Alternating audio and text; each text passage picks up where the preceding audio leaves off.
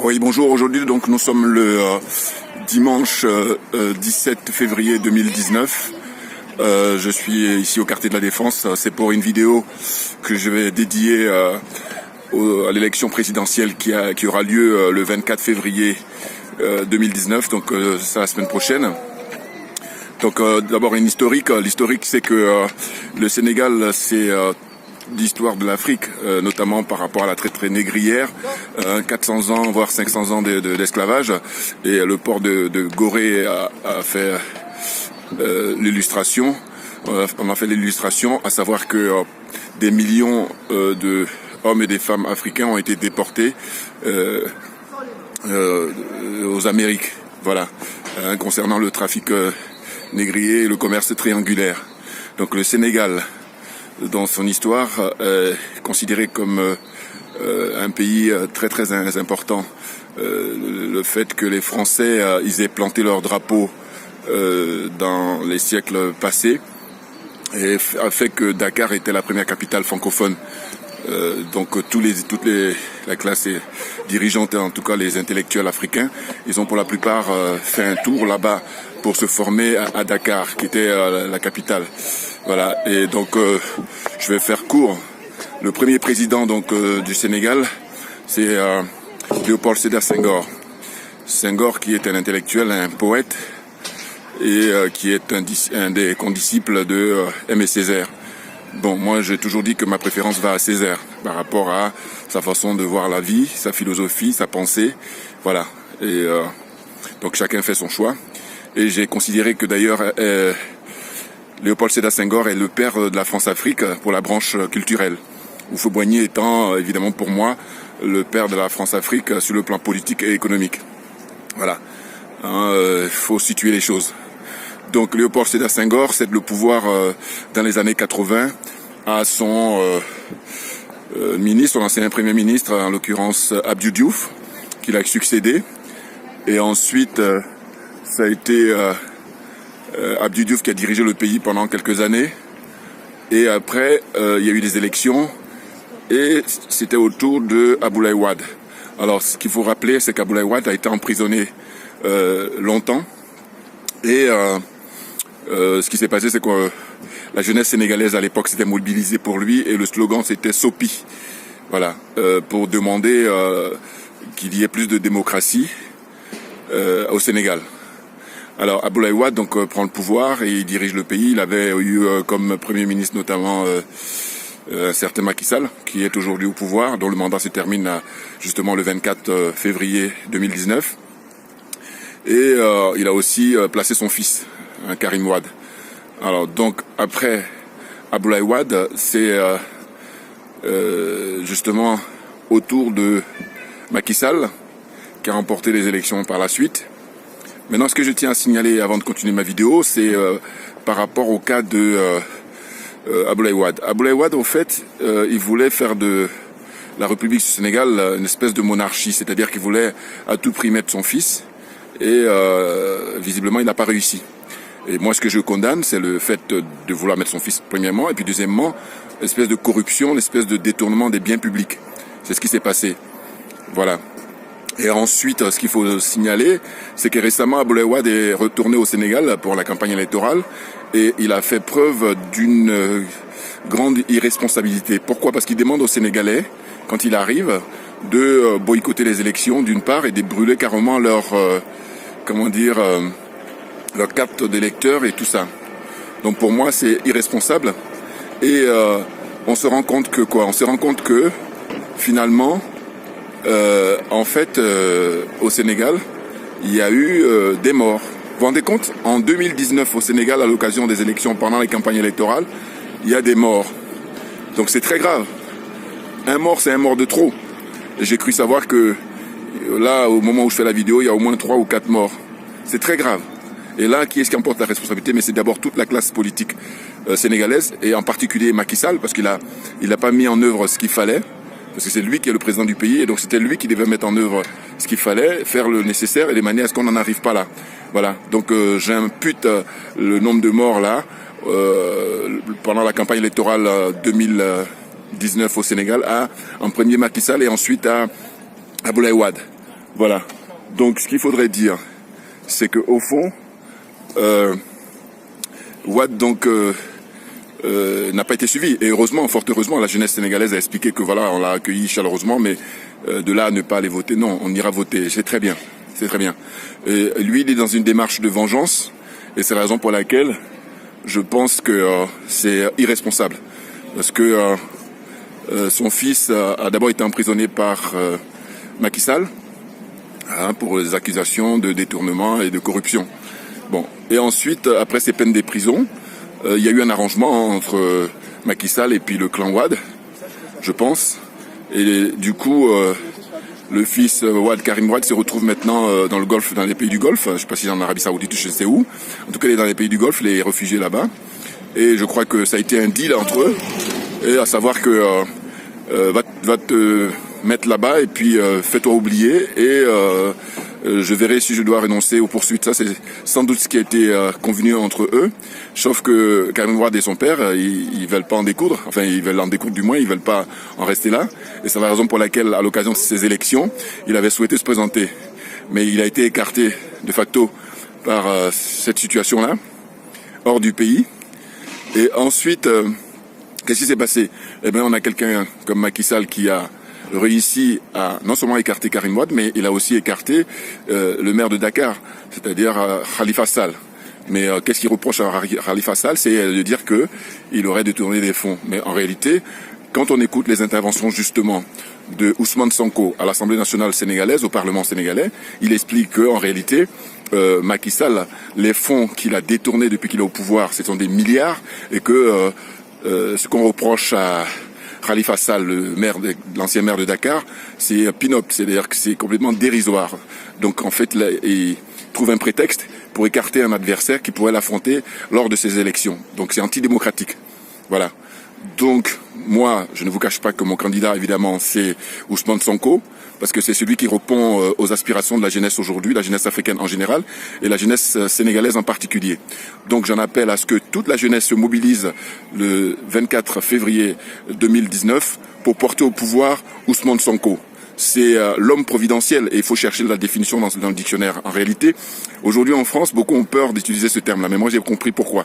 Parce que la machine étant mise en place depuis des décennies, ça fait que ceux qui sont au pouvoir, je pense à Macron par exemple, en réalité, il fait rien, il n'est qu'une marionnette. Il y a des gens qui pilotent, voilà. Et c'est la raison pour laquelle le mot providentiel est devenu tabou ici dans ce pays. Il faut bien comprendre ça. Or moi, je considère que Ousmane Sonko, eh ben c'est un homme providentiel pour le Sénégal. C'est compte tenu de la situation, compte tenu du contexte. Voilà.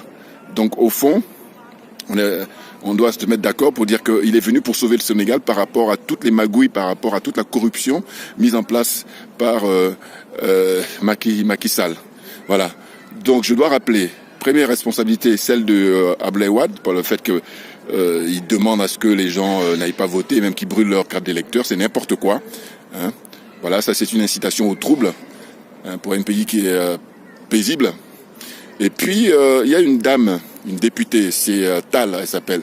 Je l'avais vue il y a quelques années, c'était dans le film documentaire où elle jouait son propre rôle, le rôle de l'avocate, parce qu'elle est avocate de formation, de profession.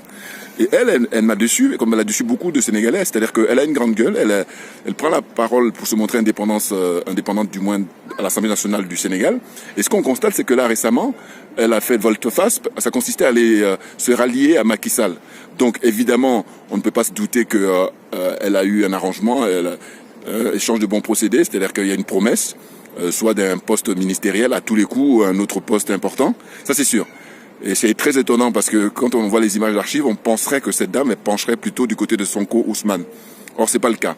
Voilà, donc c'est très désolant, c'est très surprenant. Et c'est dommage pour elle parce que là l'histoire est en marche, hein, donc on verra les gens qui sont intègres. Voilà. Donc, pour poursuivre, je dirais que je profite de cette vidéo pour rendre hommage à quelqu'un comme Mohamed Dia, que j'ai découvert il y a 2-3 ans dans un documentaire. C'était un ancien premier ministre de Senghor.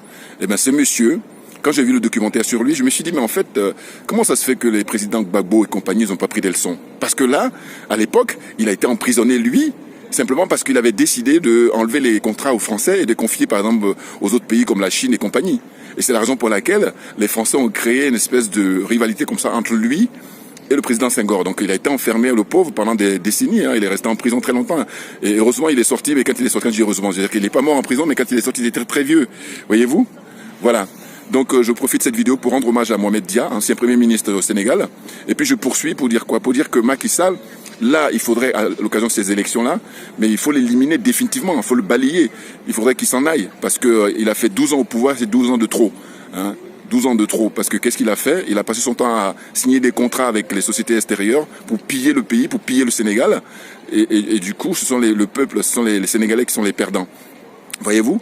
Et c'est la raison pour laquelle eh ben, il est souhaitable, vivement souhaitable, que Ousmane Sonko soit élu dès le premier tour. Ce serait vraiment quelque chose d'énorme. Voyez-vous? Voilà. Donc moi je milite depuis quelques mois, j'allais dire, pour Ousmane Sonko, parce que quand il est venu en visite à Paris, il était venu pour sa campagne, il a sorti un ouvrage où il explique qu'est-ce qu'il envisage. Eh ben, c'était à Sciences Po Paris, ça s'était passé, et c'était très très bien. La salle était archi comble, et on a eu affaire à quelqu'un de, comment dire, intègre et quelqu'un de qualifié. Voilà, 44 ans, et qui était un ancien inspecteur des finances, et puis qui s'est mis en disponibilité, et puis il a été élu député il y a quelques années. Et là, je vous encourage à aller voir les images sur Internet, et vous allez vous rendre compte que il est fulgurant. Voilà, il dit les choses telles qu'elles sont. Il fait preuve de transparence et c'est ce qui nous intéresse, nous, la nouvelle génération, pour les nouvelles générations d'Africains en général et des Sénégalais en particulier. Voilà. Donc Ousmane Sonko, vivement qu'il soit élu démocratiquement, qu'il remporte le maximum de suffrages le 24 février. J'encourage toute la population sénégalaise à aller voter massivement pour ce monsieur, parce qu'il le mérite et il sera à la hauteur pour accomplir les tâches qui attendent tout le pays, sur le plan économique, sur le plan politique et sur le plan des institutions. Voilà. Hein. Macky Sall a montré ses limites. Hein. Il est né après l'indépendance, je peux savoir que c'était en 1961, et on aurait pensé qu'il se serait affranchi de la France-Afrique. Or, c'est pas le cas. Il est en concours avec d'autres personnes. Hein. Il pourrait arriver à la deuxième position, voire même en rivalité avec la première. Tout ça parce qu'il est complexé, il est aliéné comme ces gens-là. Voilà, et c'est ce qui pose problème et c'est ce qui est problématique pour l'avenir de l'Afrique. Voilà, le Sénégal récemment, il y a eu une découverte de pétrole, j'ai cru savoir, et quand ils ont découvert le pétrole, alors toutes les hostilités ont commencé à se renforcer naturellement et malheureusement. Voilà, et Macky Sall, qu'est-ce qu'il fait? Il signe des contrats mirobolants avec des sociétés qui s'en mettent plein les fouilles, et puis lui il ne doit toucher que des miettes, parce qu'il faut essayer de comparer, comment dire, proportionnellement, évidemment. Ce sont des contrats qui se chiffrent à des milliards, et donc il vend les biens des Sénégalais, il vend les biens du peuple sénégalais à son insu, puisqu'il ne fait pas preuve de transparence. Voilà, c'est de ça dont il s'agit. Voyez-vous?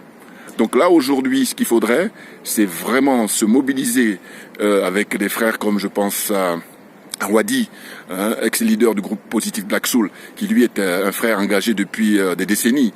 Il a ça dans l'âme. Hein. Vraiment, j'en profite aussi pour le rendre hommage à Wadi. Voilà. Et on est toujours dans le même combat avec le frère Kémy Séba également. Et je dis que Ousmane Sonko, c'est le candidat qu'il nous faut aujourd'hui. Plus que jamais. Il ne faut pas perdre du temps. On a perdu assez. Hein. Il a fait ses preuves en tant que député. Hein, ses prises de parole. Tout est, comment dire, illustré à l'Assemblée nationale sénégalaise. Donc vous pouvez regarder, je vous encourage vivement, sur Internet. Voilà. Donc, là je poursuis pour dire que Macky Sall, mais il est dans une situation où il a décidé de modifier la Constitution il y a quelques années. Il a décidé en fait de ramener le mandat à 5 ans, parce qu'il était à 7 ans. Et quand il a pris cette décision, le peuple lui a dit, bon d'accord, chiche, mais dans ce cas-là, il faut te l'appliquer à toi-même. Il a refusé. Voilà, toujours pareil, à jouer les malins et c'est les malhonnêtes. Et donc qu'est-ce qu'il a fait? Donc il a fait les 7 ans, et puis maintenant il est dans la le deuxième mandat avec les 5 ans. Ce qui fait au total 12 ans. Voilà. Et donc pour moi, 12 ans, c'est beaucoup trop. Et le moment est venu que ce monsieur parte. Voilà. Hein. Son mandat est terminé. Il faut vraiment le chasser du pouvoir. Qu'il aille faire autre chose, qu'il aille à la retraite. Voilà. Alors qu'il n'est pas aussi âgé que ça, parce qu'il est né en 1961, vous vous rendez compte? Franchement, c'est la grosse déception, Macky Sall. Incroyable. Hein? Des pratiques anciennes, complètement obsolètes, complètement désuètes, hein? qui relèvent, comme je dis souvent, de l'obscurantisme. Voilà. Donc Ousmane Sonko, c'est vraiment, avec son parti, le PASTEF, ce qu'il faut aujourd'hui à la jeunesse africaine et à la jeunesse sénégalaise en particulier. Voyez-vous? quand il a fait cette tournée, vous avez toutes les images, hein, il a fait salle comble. Il est venu ici à Paris, il a fait Barcelone, je crois, il a fait le Canada, les États-Unis et en Italie également. Et à chaque fois, la salle était archi comble. Voyez-vous? Donc il a un succès phénoménal. Pourquoi? Parce qu'il est dans le vrai. Les gens ne se trompent pas. Voyez? Et donc je sais même pas s'il va y avoir un face-à-face, parce que ça aurait été bien qu'il y ait un face-à-face, ou alors que au moins les 5 candidats, parce qu'il n'y en a pas beaucoup, au moins ça c'est le mérite du Sénégal, ça, parce qu'il y a certains pays où il y a au moins 15 à 20 candidats, là il y en a 5, donc je trouve que c'est très intéressant, et même beaucoup plus facile pour organiser des, un débat télévisé, de manière à ce que le peuple sache qui a un projet qui est honnête et qui tient la route pour les 5 prochaines années au Sénégal, voyez-vous? Donc là, je ne sais pas s'il va y avoir un débat, hein, je ne sais pas, je le souhaite, mais je ne sais pas. A priori, je ne crois pas, parce que comme Macky Sall, il veut faire une espèce d'opération, hold-up, hein, c'est clair, et on voit ses intentions. Hein, parce qu'il y a eu les histoires de cartes d'électeurs. Vous vous rendez compte? Je ne comprends pas pourquoi tous ces trucs-là ne sont pas faits en amont, c'est-à-dire, on va dire, depuis 5 ans. Voilà, depuis 5 ans, tout ça doit être prêt. Et puis le jour J, on y va. Or là, comme ils ont l'intention, les motivations, c'est de faire des magouilles, eh bien on s'arrange de manière à ce que le peuple soit spolié de ses éventuelles victoires. Mais là, j'espère et je souhaite que la jeunesse camerounaise, la jeunesse sénégalaise plutôt se mobilise, parce que je ne sais pas pourquoi je fais allusion à les sardinards là, non mais des gens complètement d'une autre époque. Non, là on parle à des gens qui sont avancés démocratiquement, même si c'est vrai que Macky Sall, justement, il a fait reculer cette démocratie, parce que dans ces pratiques qui consistent à mettre en prison ses opposants, c'est incroyable. Alors qu'auparavant, le Sénégal était connu pour être la terre de la teranga, où on pouvait s'exprimer librement. Il faut se rappeler, Macky Sall, il a expulsé Kémy Séba, et ça, c'est un point très très négatif dans son dossier. Et moi je dis même que c'est inscrit dans son casier judiciaire. C'est-à-dire que l'histoire va retenir que on a connu l'esclavage, et puis c'est un fils du continent qui se fait expulser par Macky Sall, qui le fait expulser de Dakar pour revenir à Paris. Vous vous rendez compte? Donc ce monsieur, à l'occasion de ces élections, il faut qu'il soit viré, c'est tout. Qu'il soit viré, il n'y a pas de détails à faire, parce que il a vraiment rempli son casier judiciaire avec toutes ces malversations, toutes ces magouilles, toutes ces corruptions, de faire de manière à ce que la démocratie a reculé. Moi je dis que auparavant, le Bénin était en 2e ou 3e position, mais là depuis les élections de 2016, le Bénin a pris la tête. Le Bénin en pole position, parce que Macky Sall, quand on observe tout ce qui se passe au Sénégal, là, vous vous rendez compte, on nous dit dans l'actualité qu'il y a eu des morts. Alors, comme viennent pas me dire, oui, mais c'est pas de son fait parce que c'est les candidats. Non, je dis simplement que le président, qui est Macky Sall, c'est lui qui devrait tout mettre en œuvre de manière à ce qu'il y ait les conditions. Là, les conditions ne sont pas réunies. Parce que quand les cartes d'électeurs ne sont pas livrées aux endroits où il faut, mais quelles sont ces motivations, si ce n'est simplement de magouiller, de faire de la fraude, hein? C'est tout simplement ça. C'est incroyable. Donc aujourd'hui, on est à l'heure d'Internet, tout est réuni de manière à ce que cette victoire-là revienne au peuple. Et c'est Ousmane Sonko qui incarne les aspirations de la jeunesse africaine aujourd'hui. C'est dans la philosophie de Thomas Sankara, de tous les pères d'indépendance, voilà, qui ont été assassinés par les Français, simplement parce qu'ils défendaient les intérêts du peuple. Et d'ailleurs, le Premier ministre à l'époque, Mohamed Dia, c'est parce qu'il voulait défendre les intérêts du peuple que les Français ont, comme d'habitude, joué ce que j'appelle les pompiers pyromanes, voilà, à manipuler les gens. Et après, ils te disent, oui, nous sommes pour rien. Non, mais on n'est pas dupes.